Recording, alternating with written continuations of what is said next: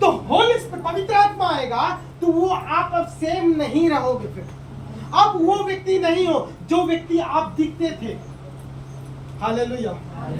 मेरे को किस रूप से लोग जानते थे, जानने वाले जान चुके, पर मैं जब पवित्र आत्मा से भर गया, मैं मसीह में आ गया, तब मैं पुराना समझिएगा, मैं माँ से जन्मा हुआ जरूर हूँ, शारीरिक रूप में जरूर हूँ, पर मसीह में आया जब पवित्र आत्मा से भर गया, तब मैं माँ से नहीं, मैं पवित्र आत्मा से जन्म लिया हुआ व्यक्ति।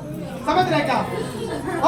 आप वचन बताता है जो शारीरिक व्यक्ति वो शारीरिक व्यक्ति पर मन लगाता है, पर जो आत्मा से है वो आत्मा की बातों पे मन लगाता है। समझिएगा? तो वो समझिएगा, आप जरूर शरीर से जन्मे हैं, पर जब आप आत्मा में आ गए तब आप शारीरिक दशा में नहीं, पर आप आत्मिक दशा में हो। समझ रहे क्या? अब शरीर, आपका शरीर मर गया, पर मसीह आपके अंदर जीवित हुआ है। समझ रहे क्या? आत्मा कहना यही है, पवित्र आत्मा कहना यही है कि आपका शरीर मर गया, अब आत्मा में नए हुए हो। समझिएगा, आपका एक जन्म हुआ, समझिएगा, आपका एक जन्म शारीरिक जन्म माँ के द्वारा, आपके पापा के द्वारा हुआ, पर मैं आपको एक चीज बता रहा हूँ, पर एक जन्म और है, मसीह का जन्म, पवित्र आत्मा से जन्म लेना है वो। समझ रहे क्या? तब पता है क्या हुआ? समझिए, मैं जल्दी जा रहा हूँ, फिर यूहन्ना उसका 3 में हम लोग पढ़ेंगे जल्दी से, स्पीड से, है ना? पवित्र आत्मा बात करें और उस वचन को पढ़िएगा और आप उसको लीजिएगा, है ना? पढ़िए 3 से यूहन्ना 3।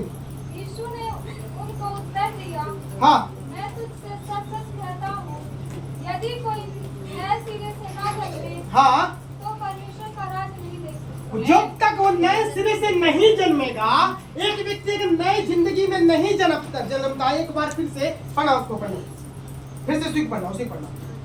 यीशु ने उसको उत्तर दिया, हाँ, मैं तुझसे सच-सच कहता हूँ, हाँ, यदि कोई नए सिरे से ना जन्मे, कोई अगर नए सिरे से ना जन्मे तो वह परमेश्वर का राज्य नहीं देख वो परमेश्वर का राज्य नहीं देख सकता। फिर पढ़ना। निकोदेमुस ने उससे कहा, हाँ, मनुष्य जब बूढ़ा हो गया, हाँ, तो कैसे जन्म ले सकता? समझिएगा कि यीशु बोल रहा है कि जब तक यीशु बोला कि जब तक लोग नए सिरे से नहीं जन्म लेते, तब तक वो परमेश्वर के राज्य को नहीं देख सकते।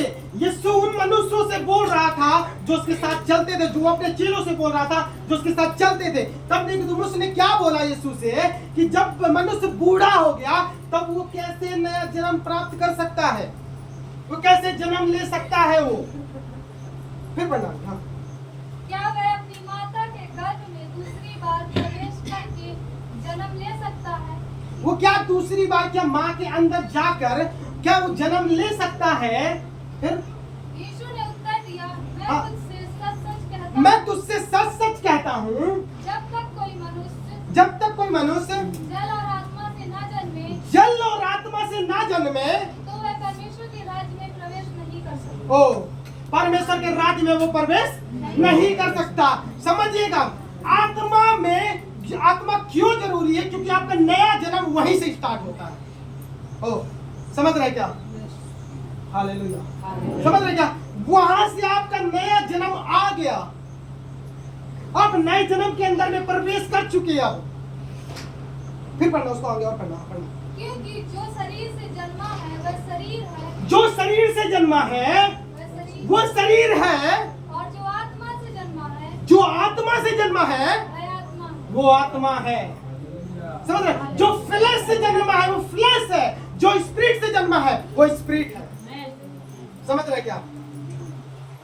तो जो व्यक्ति, मैं आपको बताना चाहता हूँ, लोग बोलेंगे मैं शारीरिक दशा में शरीर से पैदा हुआ हूँ, मैं कुछ नहीं कर सकता, बीमारी से हूँ, तकलीफ से हूँ।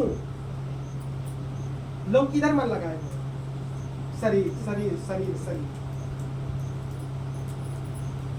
क्यों? पता है आत्मा क्यों नहीं कार्य कर रहा?